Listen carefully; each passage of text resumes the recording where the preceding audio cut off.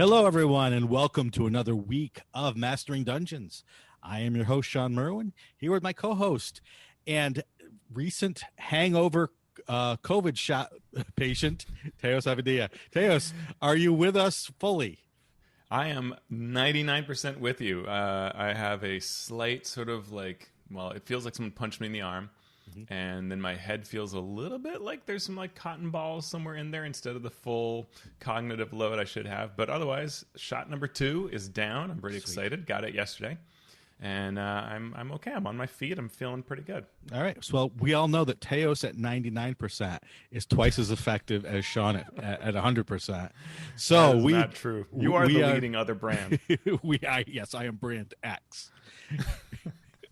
I am the saline solution to your COVID shot. The quick picker-upper to, I don't know. But you get your second shot this week. So that's exciting. Do in a couple of days. By the time this show drops, I should be lying on my floor, moaning in pain. It's all worth it. Very important. Everybody get their shots.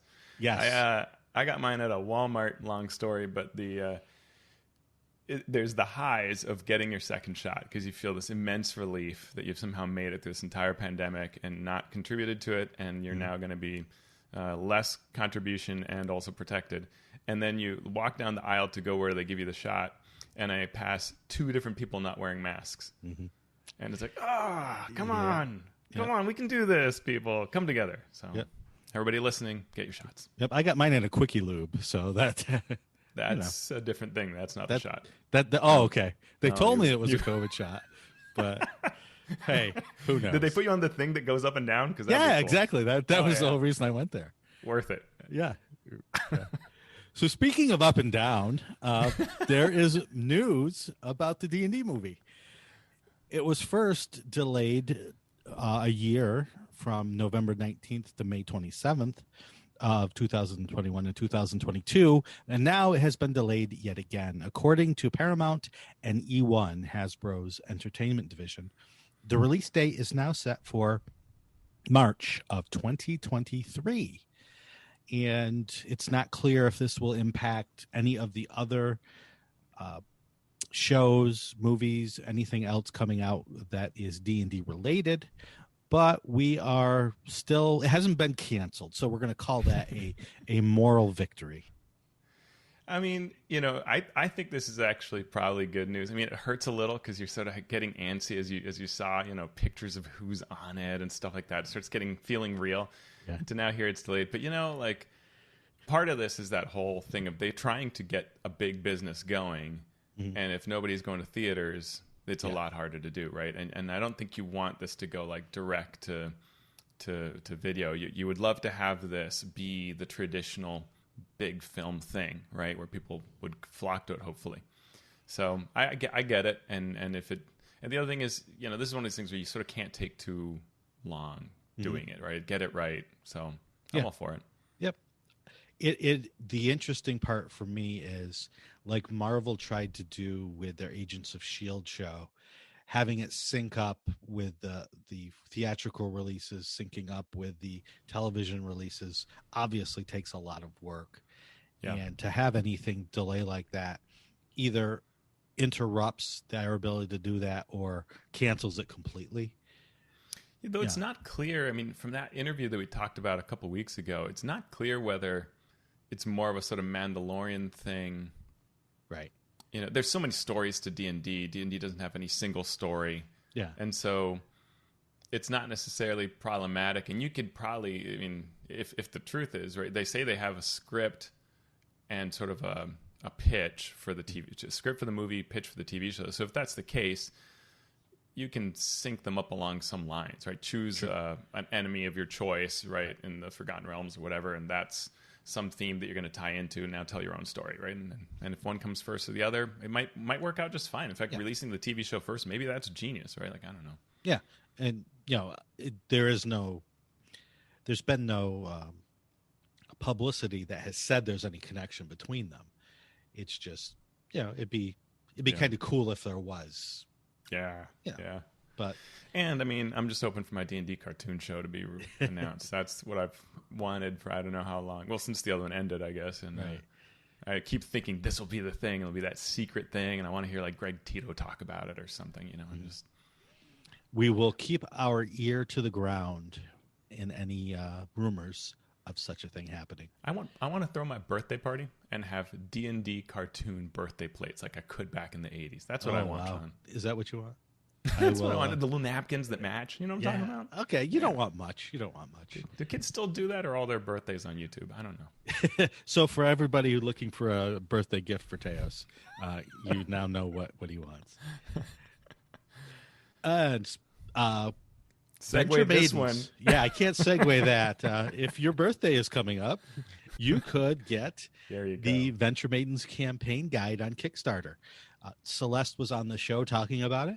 The Kickstarter is now officially live, and it is already funded. I think it funded in about 30 minutes or so.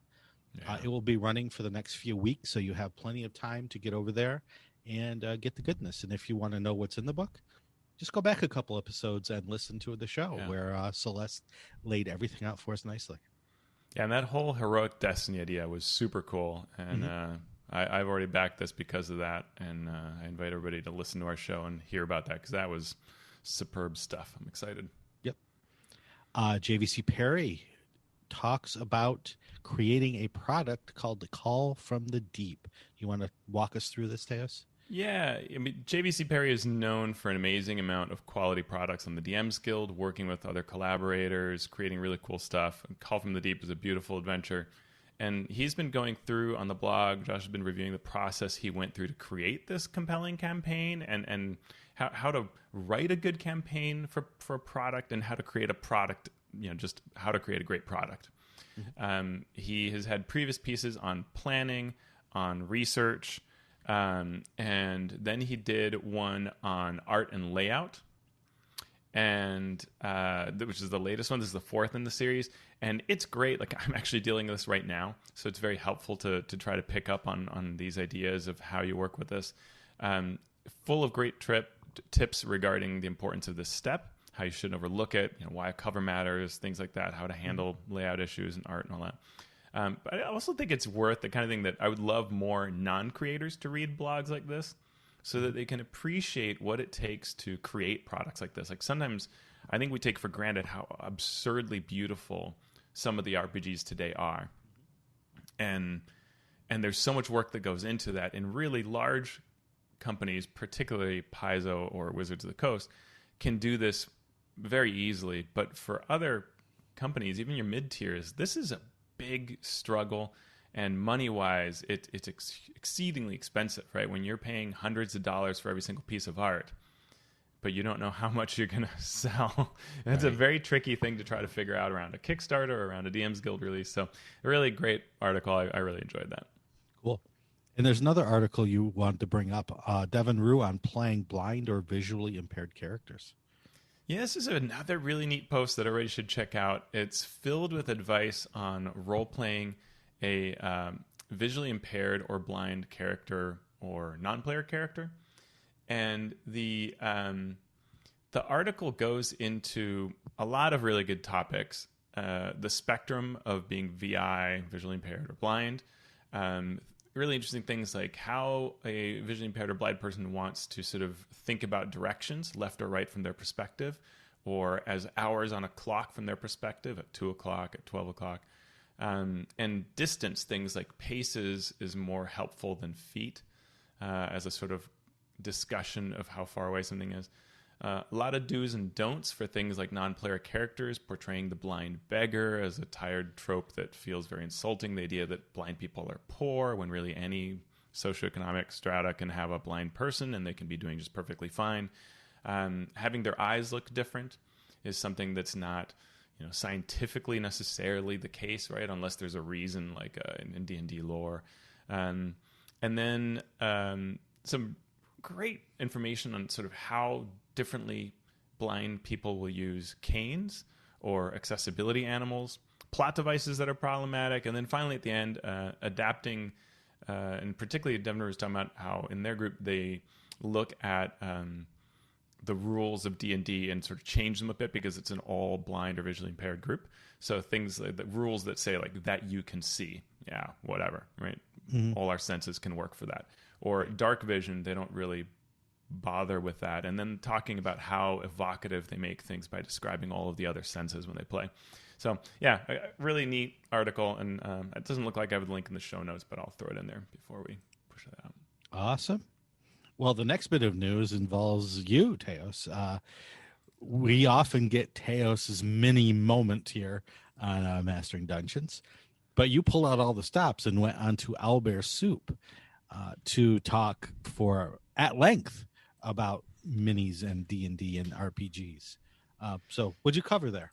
Oh, we did a tremendous geek out on minis along with Justin of Owlbear Soup. He loves minis too. And so we were like just putting really fun minis that we loved in front of the camera and trading off on our favorites. And sometimes we had the same mini, which was too cute. Mm-hmm. And we also have a YouTube video where you can actually watch Teos and Justin geek out and see all the minis that they're talking about because they're holding it right up to the cameras. Yeah, I do.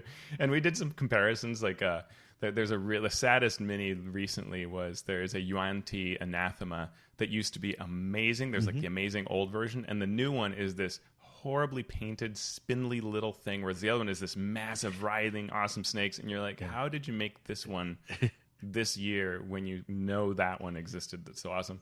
Yeah. But then there are other cases we showed where like the new WizKid Mini is amazing and an improvement and really blows your mind. So, that you get both of it, our highs and lows there, and it was a lot of fun to be there. And then at the end of it, we made this absurd encounter together. Everybody was on the show, and we had just a blast creating that. So cool. There's a link to that YouTube video in our show notes. And finally, the last bit of news is some new Adventures League releases. For the new Adventures League season, Plague of Ancients, Season 10, there is a new adventure by Paul Gabat, The Fallen Star. It's part 6 of the series, optimized for 7th level, covering the Tier 2, 5 through 10 level characters.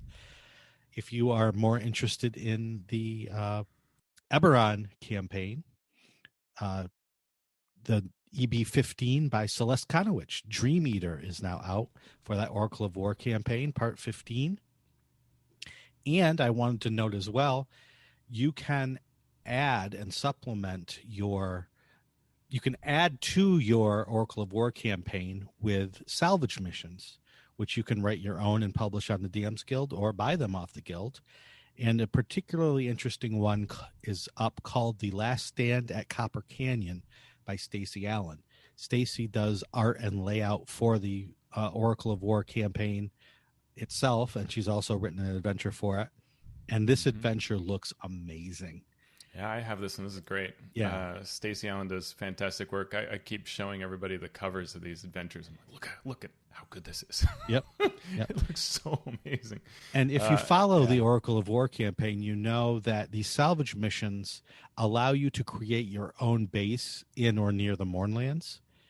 And so this particular adventure allows you to, or forces you to use the base that you've created, because that base becomes the center of an attack.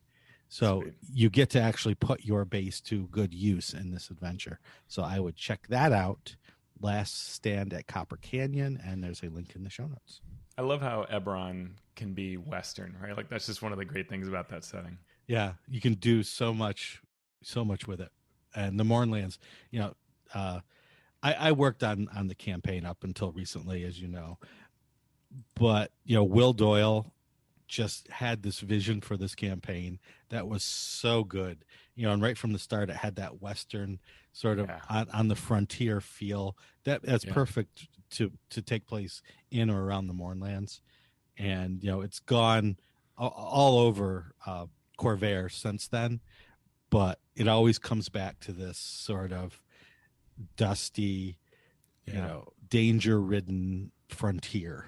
Yeah, and things like, a showdown with 6 tough hombres, right? Yeah. That kind of idea of 6 gunslinger types that are around. And yeah, it's really neat. It's really well done. It's a cool study in, how to like do a Western themed piece. And credit important to say, like before the Mandalorian came out, right? Like Very true. this predates it. It's easy to kind of say like, oh yeah, you mean like the Mandalorian? Well, yes, but they copied Eberron. We know that. They copied Oracle 4. They must have caught wind of the earliest adventures and just went from there. Well, with the news out of the way, we are now going to talk about the player side of Tasha's Cauldron of Everything. We're getting close to the end of our look at the character class options. W means Warlock. Yeah. And so let's Warlock and then Wizard. Yep. So let's talk about these Warlock optional features and then subclasses. For the first optional feature, you get additional Warlock spells. Spells from the Sword Coast Adventures Guide, which were then republished in Tasha's. Thank you. So there are several new ones there. A lot of the new summon spells they also get, which fits the concept. Mm-hmm. And there aren't that many that are from the player's handbook. There's a few: Teleportation Circle and Mislead. Mm-hmm. They're fine. Yep. Yeah. But it's also like the Booming Blade, Green Flame Blade, all those usual suspects. Yep. And it's less of an issue in terms of things like Adventures League because that +1 rule is gone. But it's more about the, I think for people who buy this book, they now get that without buying Sword Coast Adventures Guide. So it pulls it all into one place. True story. At third level, you get a new Pact Boon option. When you fail an ability check, you can add a D4 to the roll. You can use this a number of times equal to your proficiency bonus, and then you need to finish a long rest to restore all those uses. Yeah, it's pretty neat. I like the general concept of it, of this talisman that you're carrying around, and the idea that you can sort of turn ability checks into successes and succeed a lot. You could get a pretty good amount of mileage out of that concept, I think, in a fun way. Yep. So and so this deals with a new pact called, as Teo said, the Pact of the Talisman. And we're going to see more about that as we talk about new Eldritch invocations. So what this the Pact of the Talisman is similar to like the Pact of the Chain or the Pact of the Tome. It's one of a couple of different choices that you make when you make a Warlock character. The Warlock is such an interesting class. It's and I've had fun like late night at places like Winter Fantasy discussing it with some of the designers of D&D. Mm-hmm. And I think they all feel a little like about the Warlock because it does sort of a number of things in strange ways, right? And so you get both this pact and then you get your sort of source, your patron, right? So it's like there's these two dual pieces that fit together, which is interesting. Yeah, and the Warlock is one of those classes that has not been around as long as the game has. Mm-hmm. So it's sort of a newish attempt by the designers to make an arcane character, but not as deep into spells as the sorcerer or the wizard. Mm-hmm. And because of that lack of history, it makes them easier to do different things with, but B, harder to get a grasp of the central nugget of what makes them what they are. And so that's one of those double-edged swords that you can use nicely, but you often cut yourself on. Yeah, and of course they're always about the Eldritch Blast, which is both a strength and a negative design-wise. Yep. And the other thing about this Pact of the Talisman is you're actually creating a talisman that you wear, but you can give it to other people. Yeah. Which is sort of an interesting tact to take when you think of the Warlock or you see it play out as the rules are written. It's all about them. Generally speaking, they don't play well with others. They don't really have abilities that do anything other than blow other people up. Yeah. So to see an aspect of a Warlock put into play that does deal with other people and give other people abilities to do things, is both interesting and uh, jarring a bit, I think, at least for me. What I think could be interesting is, and this is always true of the pact, is that when you mix your pact and your patron, you can tell a neat story, right? So if your pact is something like the old, or your patron is something like, the old one, this eldritch horror, you can imagine that when someone puts on your amulet, it's got to feel gross, right? Like it's got to have a writhing feeling. Maybe it gives you sort of nightmares or visions, and you need to climb that wall. Here, just wear this. Oh, I don't want to. Right? Yeah. No. Path of the patron is a fiend. It's burning into your flesh is how it feels like, even though it's causing no damage. So it can be kind of neat to do that, and it's all about, I think, dressing that up. Yep, very true. The next optional class feature is Eldritch Versatility. And whenever you reach a level in this class that grants the ability score improvement, you can do one of the following. You can replace a cantrip that you learned from the Pact Magic feature with a different cantrip from the Warlock spell list. You can replace the option you chose from your Pact Boon feature with another option of that feature. Or when you're 12th level or higher, replace one spell from your Mystic Arcanum feature with another Warlock spell of the same level. So it just gives you that sort of versatility as you level up. Yeah, I think the most interesting thing here is they're letting you change that Pact Boon feature. That's, a pretty interesting change. So you could be,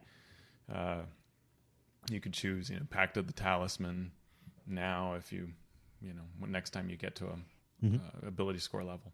Yep. And now they give you, in Tasha's, several other Eldritch invocation options. So let's just go through them alphabetically. Bond of the Talisman. You must be, of course, a Pact of the Talisman featured warlock, and you must be 12th level. Here's what it does. When someone else is wearing your talisman, you can use your action to teleport to the unoccupied space closest to them, provided the two of you are on the same plane of existence. The wearer can do the same thing using their action to teleport to you. The teleportation can be used a number of times equal to your proficiency bonus, and all expended uses are restored when you finish a long rest. It's kind of cool. I mean, I always dig teleportation of this type. There were all those Fey warlocks that would teleport all over the place in 4th edition. I like that, and I like that the sort of this, that it's based on the talisman, and it further incentivizes you to give it to them. And you could swap spaces and do kind of benign transposition type swaps, and that's pretty neat. The only thing is it is 12th level, so you're getting up there to use it. But I guess that prevents it from being too much in the shenanigans category. But it's still super fun. Yeah, and this is the first time that I've really looked at this proficiency bonus use number of times equal to your proficiency bonus, as I like that they have started to use that, because it is easier to see what the variation is going to be. You know what level you are. You know how many times you're going to be able to use that. What is rough, though, is that if you use that too much, especially at lower levels, it's not the case here, because here you need to be a 12th level warlock to do this. But if you start using that with low levels, all you need is one level of something, and then you can use it when you get up to higher levels 5 or 6 times by just taking that one level. So that's something that, while it's good to use because it is a known quantity, you have to be careful about using it too much with multi-classing. Yeah, it has to be like a design. Yeah. It's like a design checkbox you have to do. Is this low level? Am I using proficiency bonus? Will that then be an exploit where you just dip in for getting this feature and then use it all the time? Yep. Yeah, that's a good point. So just something to keep in mind there. Yep. The alternate is that what used to be here is something along the lines of equal to your intelligence bonus or equal to your charisma bonus. And then you'd have to struggle with, I was actually going to be this kind of warlock. So I didn't have a very good secondary stat, or I might not even have a primary stat because I'm multi-classed. And this just takes that away and says, well, if you're going to be Pact of the Talisman, you will do this effectively. And it doesn't matter how many levels in Warlock you have or what your ability focus is. it's going to work that way, which is in some ways a little more like what we think of fiction-wise. So I like that aspect of it. Yeah. Right? Yeah. Yep. The next Eldritch Invocation option is Eldritch Mind. You have advantage on Constitution saving throws that you make to maintain your concentration on a spell. Yeah, kind of like Warcaster type situation. Great for the melee types. You have all these, sword packed warlocks. I would love something like this for the ranger to do it reliably. And the druid, who every single spell it seems like is a concentration spell. So yeah, it's a good feature. It obviously duplicates Warcaster, or one of the aspects of the Warcaster. So save you a feat if that's all that you wanted from the Warcaster. Next is Far Scribe. You must be a 5th level warlock with a Pact of the Tome feature. A new page appears in your Book of Shadows. With your permission, a creature can use its action to write its name on that page, which can contain a number of names equal to your proficiency bonus. You can cast a sending spell targeting a creature whose name is on the page without using a spell slot and without using material components. So there you go. You can talk to folks. It's your contact list. Right. Incoming text message. Yep. Yeah, 25 words or less is what sending lets you do. They hear it normally in their mind, and they know it's coming from you, and then they can respond. And this is interesting because it requires the target hears the message in their mind, and you get their message on the paper, which is what I do like that visual imagery, right? Like this is great way of using the tome and making like it. You can just imagine during play people sharing this, right? Right. It's cool. You think, and then you read your book to find the answer. Yeah, which is nice. Great flavor. Yeah. Next is Gift of the Protectors. It's a 9th level warlock with a Pact of the Tome feature. A new page appears in your Book of Shadows. With your permission, you do the name writing thing again. You can collect the same number of names as before. And then when any creature whose name is on the page is reduced to 0 hit points and not outright killed, the creature magically drops to 1 hit point instead. Once this is triggered, no creature can benefit from it until you finish a long rest. So it's like a DNR. Or is it a DR? A DNR. Please, PR, please resuscitate. So the creature whose name is in your book, one of your party members, or an important NPC drops to 0 hit points. Oh, nope, they're at 1. Your book has saved their life for the moment. Yeah. I mean, again, I love the flavor of this. Mechanically, it's cool. Everybody gets to be a half-orc. I like that mechanically you can write several names, but it helps only one. They could have easily have done it that just you choose one person to write the name, sort of like the way when you cast Death Ward, which is sort of what this is like. But the problem with that is you don't know who's going to drop, and so it might just be useless. But this way you get more utility out of it. Right. And I love the flavor of it because, again, if I'm Path of the Fiend, I'm writing your name in my Pact of the Tome, or Patron is Fiend, and I'm using Pact of the Tome, and I'm writing your name in my fiendish Book of Secrets. Like that's kind of maybe a little eerie to you, and maybe feels wrong. Maybe I have to sign it in your blood or something, right? Like you could do some fun role playing depending on what your group digs. Well, it's even cooler because the creature must write its own name. That's true. Yeah. So you have to sign over your name to your friendly neighborhood warlock. So good luck. He's in contact with a dark power. Yeah. So it's great stuff, right? I dig that. That's big time. Yeah. At 9th level, I think it's okay. But as a DM who has DM'd a lot of 5th edition now, and it's just so hard as a DM to challenge high level characters that, having one more thing that you're now basically making a warlock into a cleric momentarily, but right. It's like one more thing that keeps me from dropping a character. Though I don't mind characters going to 1 hit point because I know that they are feeling it. Yeah. What I mind the most is not being able to get them to 0 ever. Okay. Like I don't mind them popping to 1 because they know what happened. They know that the DM the monster was a threat and still is, because you just have one single hit point, and healing is only but so good. The problem is those buffers beforehand, right? When you can throw in aid plus temporary hit points, and you're just never going to get to 0, and that's the problem with the game. Like, it's not like I want to kill characters, not at all. Oh, no. But I do want it to feel like there are challenges and heroism, things like that, and I'm okay with going to 1 hit point. It's the getting below half your hit point level that I think some DMs really struggle with. How do I remotely challenge my party, right? Right. Yeah. Cool. Next is Investment of the Chain Master. Not surprisingly, this is a feature for a Pact of the Chain Warlock. When you cast Find Familiar, you infuse the familiar with a measure of your eldritch power, granting the creature these benefits. It gains either a fly speed or a swim speed of 40 feet.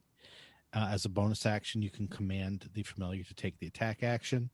Its weapons are considered magical for overcoming immunity or resistance to non-magical attacks. The familiar forces a creature to make a saving throw. If it forces a saving throw, it uses the spell save DC that you have. When it takes damage, you can use your reaction to grant it resistance against that type of damage. So you're making your familiar more interesting and tougher. Yeah, though it's not still very tough, right? Like, right. Even if I have like a Quasit with 7 hit points, it has resistance. So 14. I mean, it's still gonna die, and it takes my reaction to give it resistance. It's not gonna matter.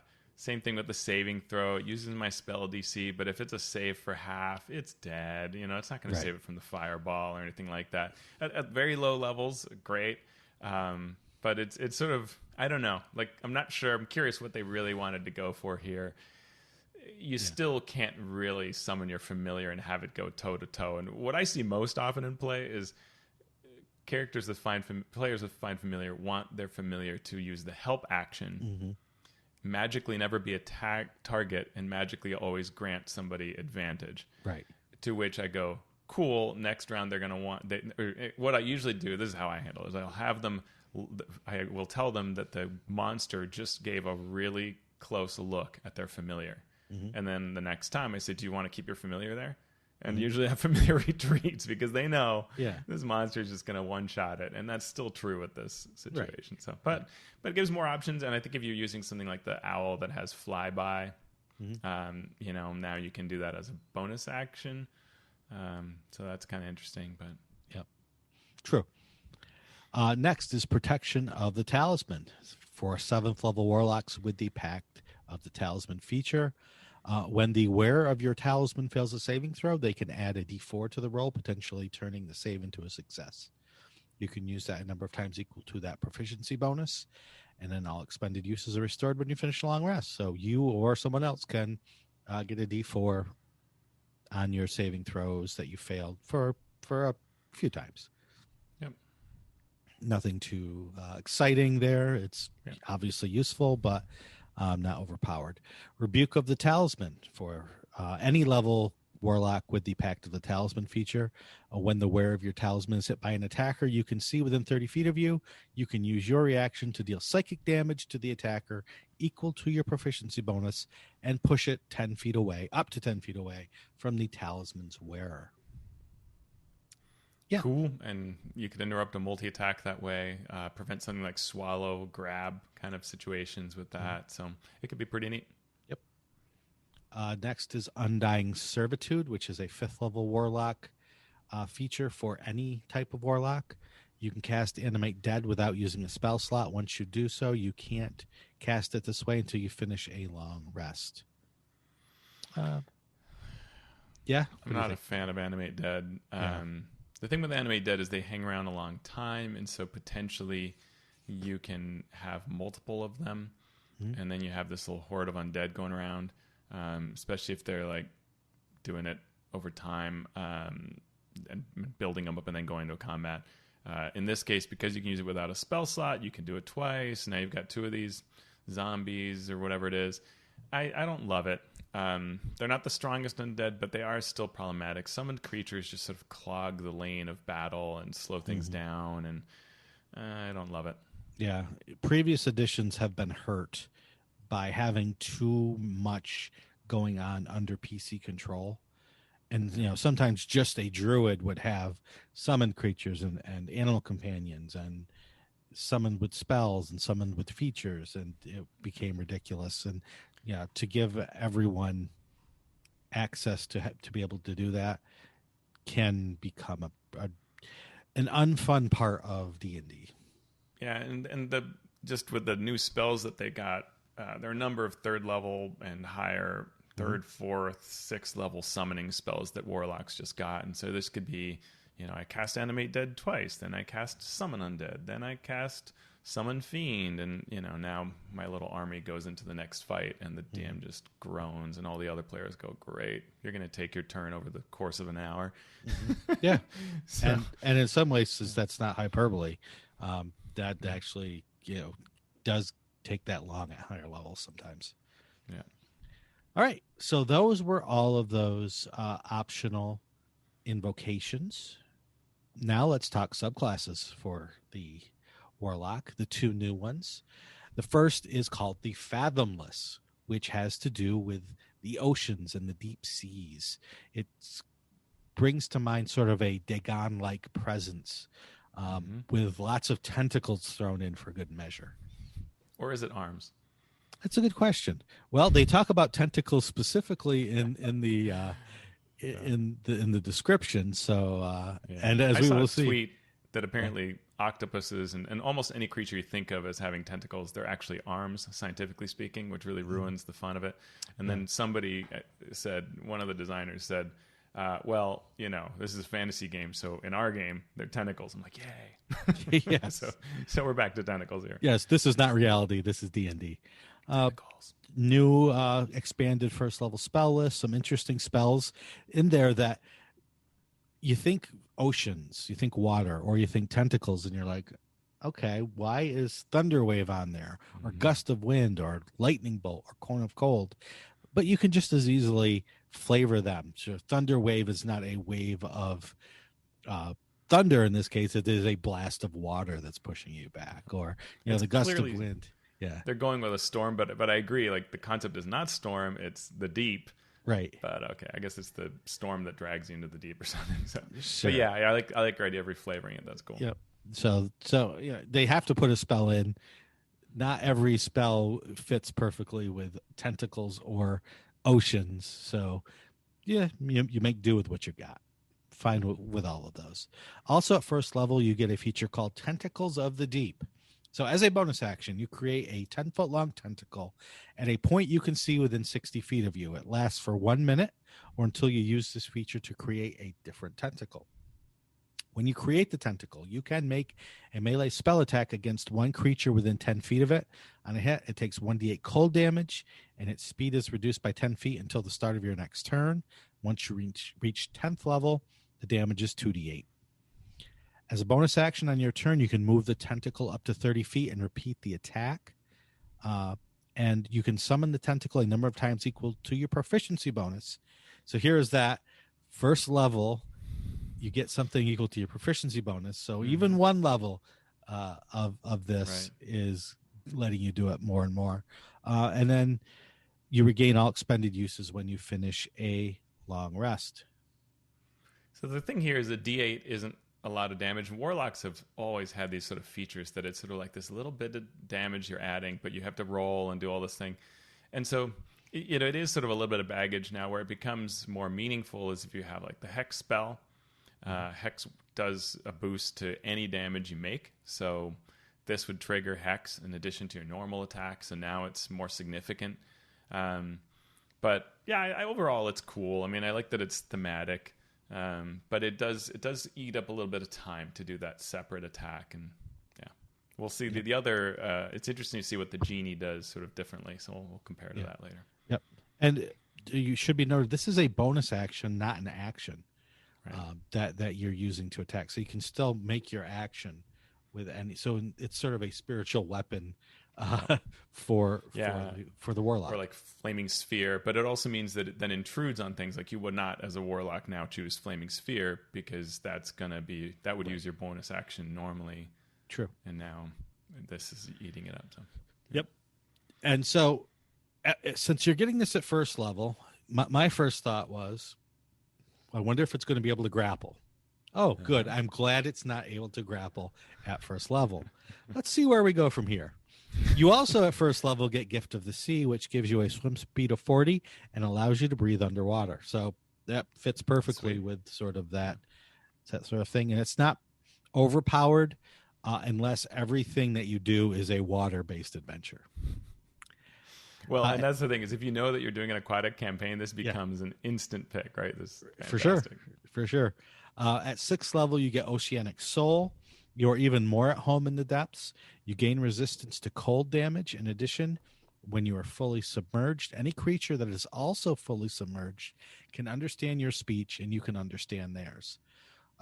So it's interesting thematically, right? You are Aquaman.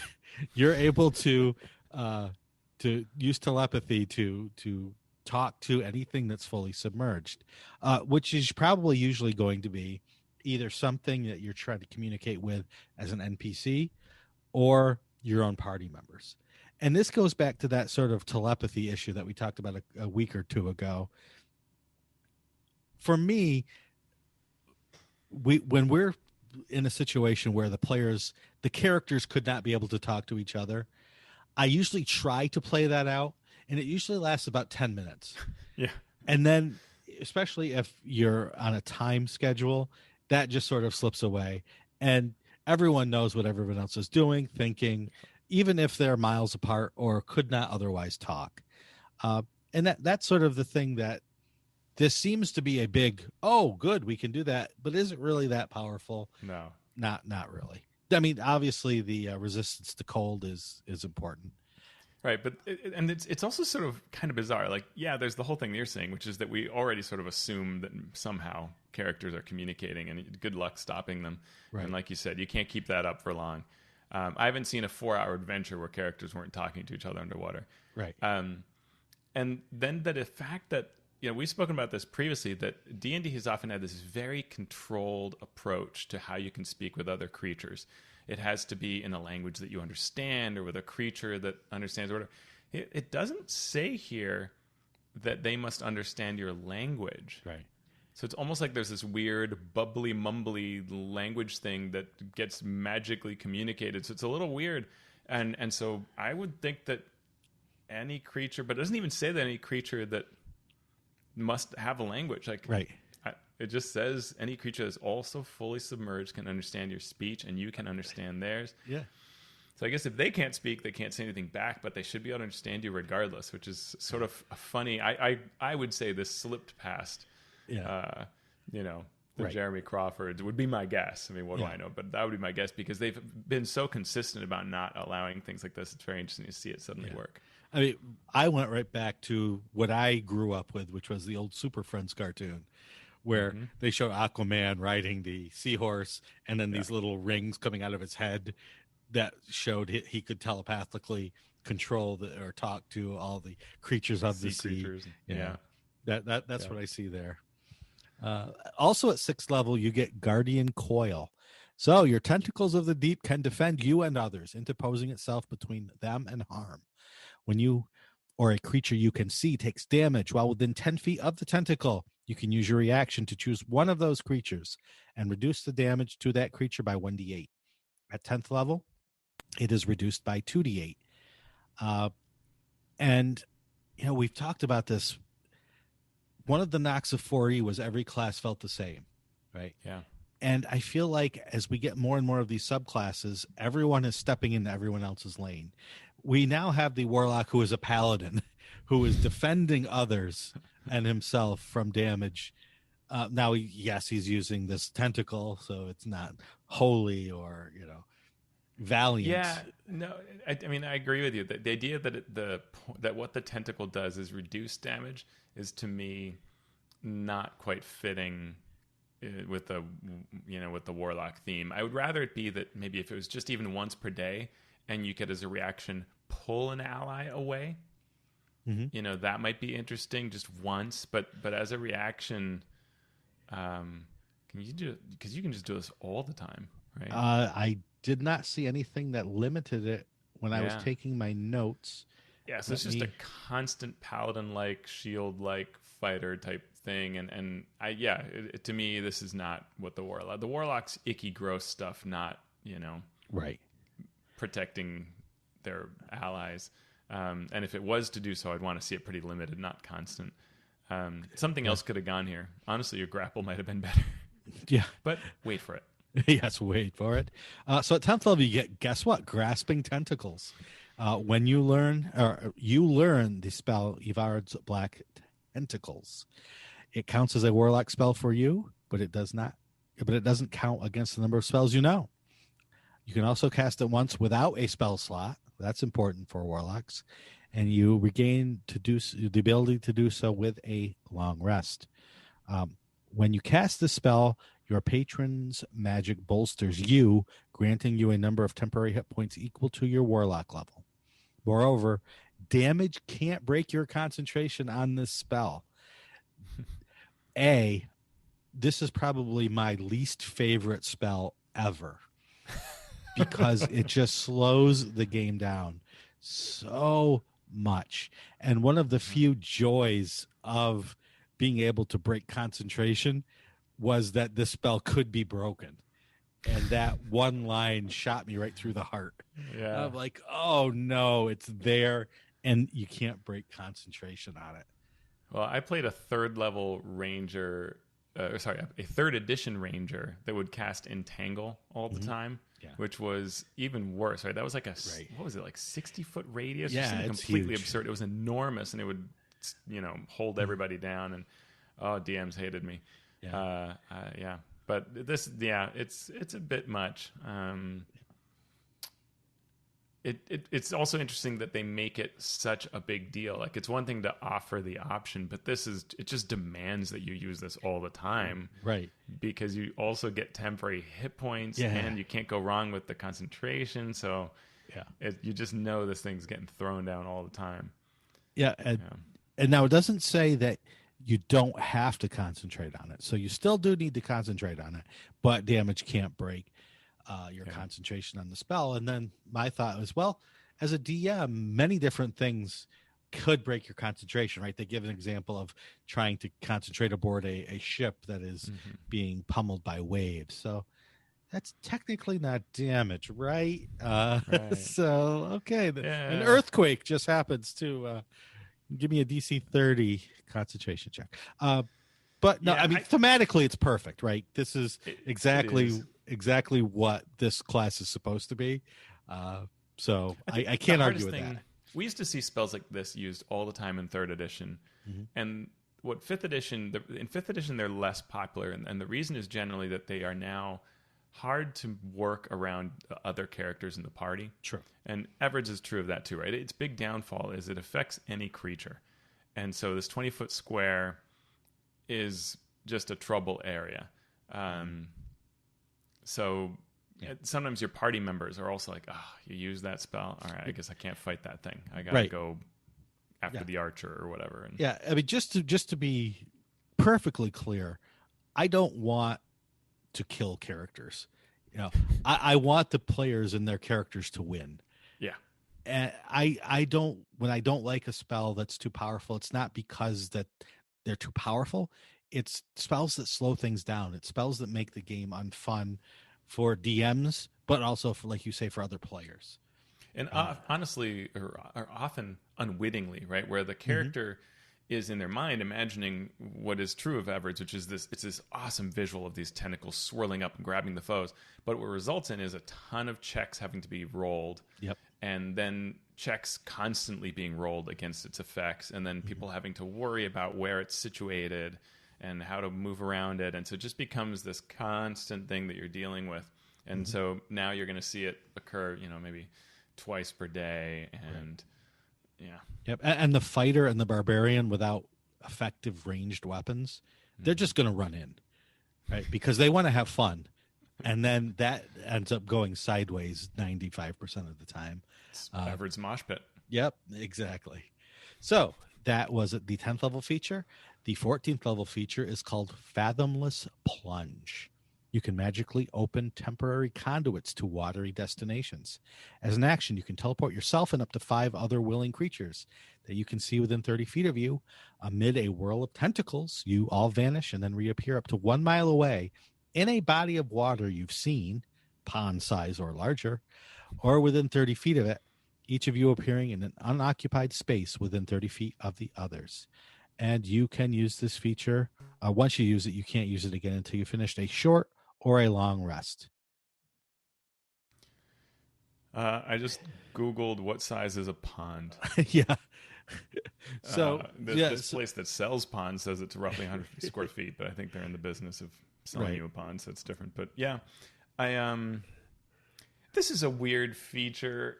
You don't have to be on water to use it, but you have to know where this pond or lake or whatever it is.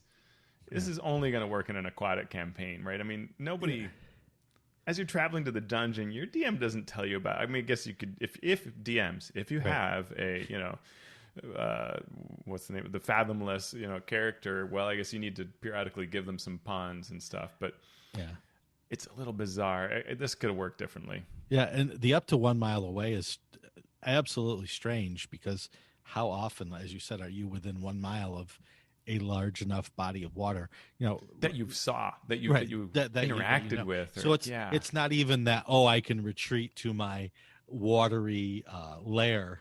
Right. This is just like, okay, you're going to a watery place. And it's such a bizarre, like, you don't usually want to leave a dungeon, even if you're in a pickle. You want to do something like go into a portable hole. You don't want to, leave it. Yep. Because the bad guys will probably know you're there and do things, and so it's a very bizarre feature for your 14th level feature. I bet you could play 10 campaigns and never use this. Right. Yeah. Right. Like. Yep. Okay. So overall, it's not my favorite. I don't like warlocks anyway. So just from a personal perspective, not super enthused about it, but it's got lots of flavor. It is certainly a concept that has a place in especially horror, sort of Cthulhu-y campaigns where this tentacled, watery, octopus-like being of great power. I think I edged towards liking it. Like you said, the warlock is problematic. I loved 4th edition warlocks. 5th edition, I just have issues with the core. The skeleton of how they're structured is, to me, problematic. Yeah.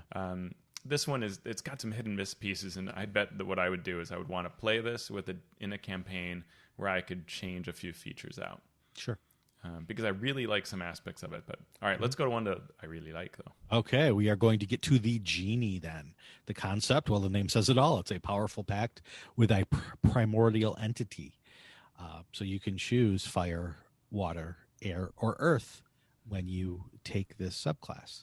We'll get to that in a moment. First, you get your expanded spell list. You can either choose or roll a die to see if you are bonded with a gene, an Efreet, a Marid, or a Dao, representing affinity to air, fire, water, or earth. And then the spells that you get on your expanded spell list correspond to that element. Plus the genie type. Yeah, it's sweet. Neat concept. I like throughout this genie what they do to take one concept and make it 4. I think is nicely done. It's not taking up a huge amount of extra words to do so, and yet you get this sweet flavor so that 2 genies can be very different. That's cool. It is cool, and it forces you to make these decisions away from the table rather than at the table. You're not going through a list of options while everyone's looking at their watch waiting for you to act. You do all of this ahead of time. Get the flavor, get the change, then you come to the table. I like that. Yeah, and we have to note that at 9th level, your expanded spell list includes Wish, which is just, dreams do come true. That's true. So at 1st level, in addition to that expanded spell list where you have chosen your affinity, you also gain Genie's Vessel. So your patron gifts you a magical vessel that grants you a measure of the genie's power. This is a tiny object, and you can use it as a spellcasting focus for your warlock spells. When touching the vessel, you can do the following. You can do Bottled Respite. As an action, you can magically vanish and enter your vessel, which remains in the space you left. The interior of the vessel is an extra dimensional space in the shape of a 20-foot radius cylinder, 20 feet high, and resembles your vessel. So you're going into the genie's bottle.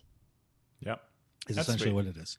And, lots of different flavorful things you can do. It can be a bottle, it can be a lamp, it can be whatever thing you can imagine. I can't say that giving a mini version of Rope Trick at first level is my favorite thing, because it's now it's only you. You can't take anyone with you at this point. Currently, at this point, right? So, yeah, it's interesting. It's interesting. I don't think it's horribly overpowered, but if you get that player who, is not in sync with everybody else, this could be a problem. Well, and you can also your vessel can be destroyed, right? It's not a very strong, powerful thing, especially at low levels. So, somebody can break that lamp and out you come. Yep. This totally reminds me of Jim Dark Magic in the Acquisitions Incorporated streams, where at times he will simply retreat into his rope trick and just doesn't care what's happening to everybody else. Exactly. That's what I'm talking about with a problematic character. Yeah. Well, what I like about it being at first level is you just know that this is a thing. And as a DM, you're going to create a relationship with this player and sort of figure this out, right, in the campaign and then with the players as well. And that's why I brought up Jim Dark Magic, because he has an understanding as a person, as a player, with the other players, that this is the kind of feeling his character has about everybody, right? And he will at times go into great heroic moves, but he's often going to do things like retreat into his vessel. Yep. And that's a great example, because as a player, he knows that both he and his compatriots have sort of a plot immunity, right? Yeah. The DM may kill their character, but there's going to be more. So he can act like, this non-caring person, and the rest of the party may pay for it, but there's always an out. So that's the difference between certain DMs' campaigns, right? If you're a DM or if you're a player in a campaign with a DM, where if you die, that's it, or make a new character, where there's no plot immunity, playing with that type of character changes dramatically your feeling about those types of players and characters. So the second thing you get is Genie's Wrath. Once during each of your turns, when you hit with an attack roll, you can deal extra damage to the target equal to your proficiency bonus. The type of damage is determined by your patron. So it's earth is bludgeoning, air is thunder, fire is fire, and air is cold. Water is cold. And here again, you get your proficiency bonus at first level. So you take one level, and all your attacks by the end are doing an extra D, whatever. Once per turn. Once per turn. Yeah. Right. Yeah. Once per so every attack, you're doing extra damage, even if you're a first level character. So something to be aware of there. On the other hand, what I like, and we talked about this with the Fathomless. The Fathomless gives you this tentacle attack that's a separate attack roll, uses your bonus action, all that sort of stuff. And we have to wonder, is it worth it for the D8 roll, right? And later 2D8. Here, we're just dishing some extra damage to the target with our proficiency bonus. It ends up being a lot faster, right? So I kind of, as much as it does have that possibility of the dipping in, I just know that once a turn, this character has given me this extra little boost of damage. Yeah, I'm actually, I sort of like that better speed wise. For sure. Yeah, I totally agree. The vessel's armor class is equal to your spell DC, and its hit points are equal to your warlock level plus your proficiency bonus, and it's immune to poison and psychic damage. So if somebody targets it, it's going to be hit, and if you jump inside it, it's no longer a worn item. So it can be attacked just as easily as anything else. It's kind of surprisingly vulnerable. Yeah, I mean, you can be 14th level, and this thing would be 18 hit points or something. I forget what proficiency bonus is, but it's not a lot. I mean, it doesn't have 50 hit points. Right. Ooh, and it's not like hardness or anything like that. It's just literally. Yep. Someone could. But you can always reconstitute it after performing an hour-long ceremony. You can do it during a short or a long rest. and so you get it back because you need it. At 6th level, you get Elemental Gift. You now have resistance to the type of damage determined by your patron's kind. In addition, as a bonus action, you can give yourself a fly speed equal to 30 feet that lasts for 10 minutes, and you can also hover. And you can use this as a bonus action a number of times equal to your proficiency bonus, and you regain all expended uses after a long rest. This is a missed opportunity to describe how the bottom half of your body turns into swirling mist, but other than that, I think it's excellent. Yeah. I mean, it's also worth noting bludgeoning is an unusual resistance, right? Like, yeah, resistance to bludgeoning. Yeah, that is interesting, but they're probably trying to figure out what else you could give to Earth creatures. So there you go. Yeah, I'm totally cool with this. I don't know how Earth creatures fly, but okay, I'll give you that. And it's all good. At 10th level, you get Sanctuary Vessel. Now, when you enter the vessel via bottled respite, you can choose 5 willing creatures to come with you. Now it's Rope Trick. Now it's Liamon's tiny hut. So all those things. You can eject as a bonus action any number of creatures from the vessel, and everyone is ejected if you leave or die, or if the vessel is destroyed. And then anyone, including you, who remains in the vessel for at least 10 minutes gains the benefit of finishing a short rest. And anyone can add your proficiency bonus to the number of hit points they regain if they spend any hit dice as part of that short rest. That's pretty strong for 10th level. That is very strong for 10th level. So, yeah. 10 minutes, a short rest, and it gains the benefits of finishing long rest. There are a lot of things that you can, or short rest, a lot of things you can do during a short rest. Mm-hmm. Not just spend hit dice, which is boosted here, and if you have a bard, which you'd want to have, now you're really regaining hit points. Getting spell slots back as a all your features, attune to magic, identify a magic item. There's a lot of stuff that you could do, and 10 minutes is not much. So this is pretty surprising. Just the reality is any DM with this in their party running at 10th level, you're going to have to make some adjustments. Mm-hmm. It's true. This also begs the question, what happens if I open a rope trick and a tiny hut inside the sanctuary vessel? Yep. Can I access my portable hall? Yeah. It's something DMs just think about ahead of time. I also really want to run this character and that flavors this all as like a VIP only, club as your vessel, right? And so you can eject them at will, and like that's it, party's over, and you leave, and everybody's dumped out on the ground. Yep, could be fun. And at 14th level, you get Limited Wish. Used to be a spell. You entreat your patron to grant you a small wish. As an action, you can speak your desire to your genie's vessel, requesting the effect of one spell of 6th level or lower that has the casting time of 1 action. It can be from any class of spell list, and you don't need to meet the requirements for that spell, including costly components. The spell simply takes effect as part of that action, and then you can use this feature again, but only after you finish 1d4 long rests. It's always shocking when Wizards decides to do the whole 1d4 thing, right? Like out of nowhere, it'll be 1d4 or 1d3, and you're like, why? Like, why? Yeah. Why did we suddenly do this? I like that idea of not knowing, but then you should not know. Right? Does the player know that, after our 3rd long rest, we'll be able to do this again? Yeah. Because that sort of breaks the whole idea of we don't know. It's this chaotic being that may or may not help me with this thing. It's I have trouble keeping track of things from round to round, much less. Okay, how many long rests have we? It's 4 long rests until we can use this again. Are we 3 long rests in? When was our last long rest again? That's a long time to keep track of certain information.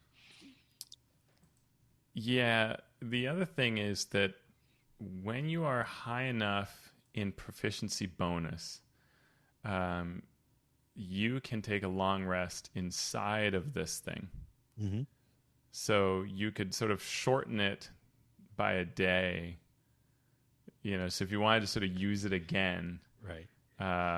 let's see, what do you need? You need +4. So if you're 9th level or higher, so actually once you have so 9th level or higher lets you have 8 hours worth inside of this. Mm-hmm. You can only take one long rest per day. That's the one thing that saves you here. Right. That's a core rule. But you could eat up one of these, stashed away here, and then maybe you already get your limited wish back, or you could. Now at this point, you can sort of cast 6th-level spells anyway. Right. Now, not any spell that you need. I would just rather have them say there is a 40% chance that your patron will grant you this. Yeah. Just to make it a little, or 50%, even 50%.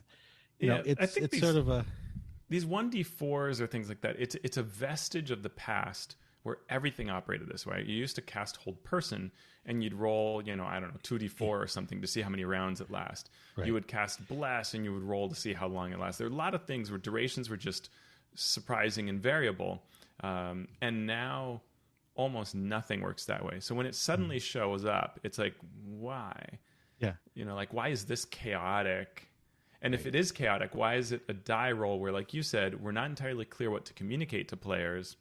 Or, should the DM roll this? Who knows?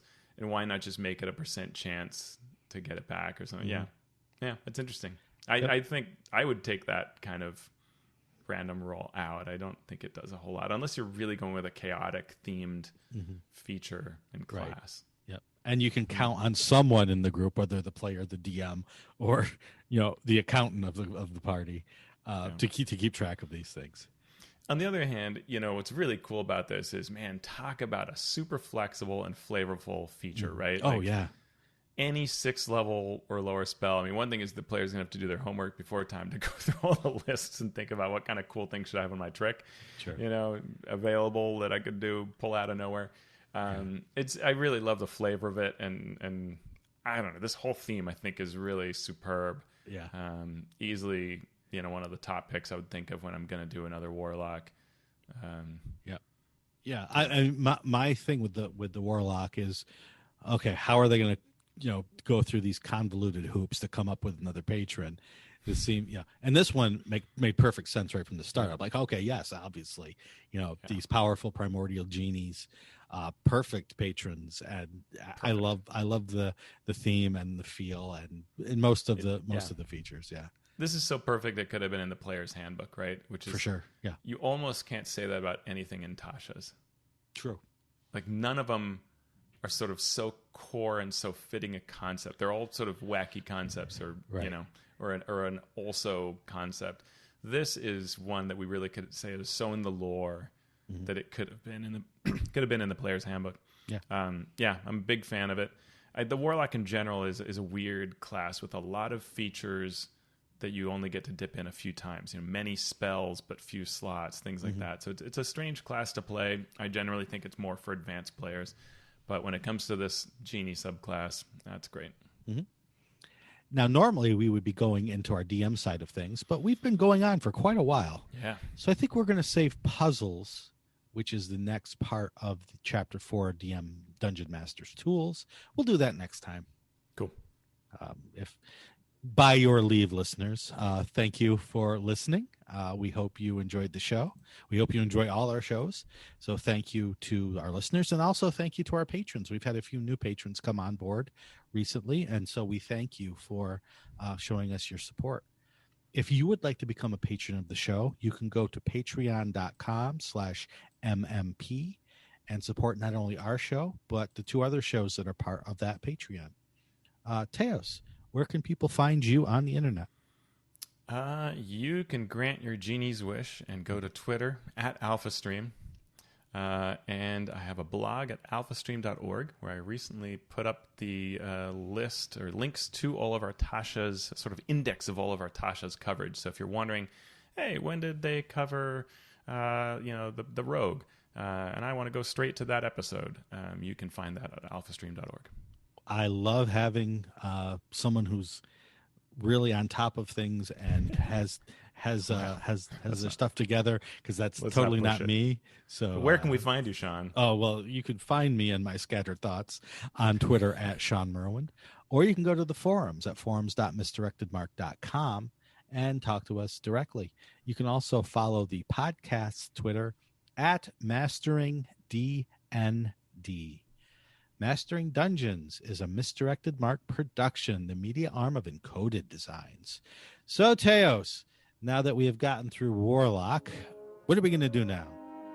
Go kill some monsters with tentacles. You got me there. I am ready for that. As long as they're not Evard's black tentacles. Yeah. Tentacles, yeah.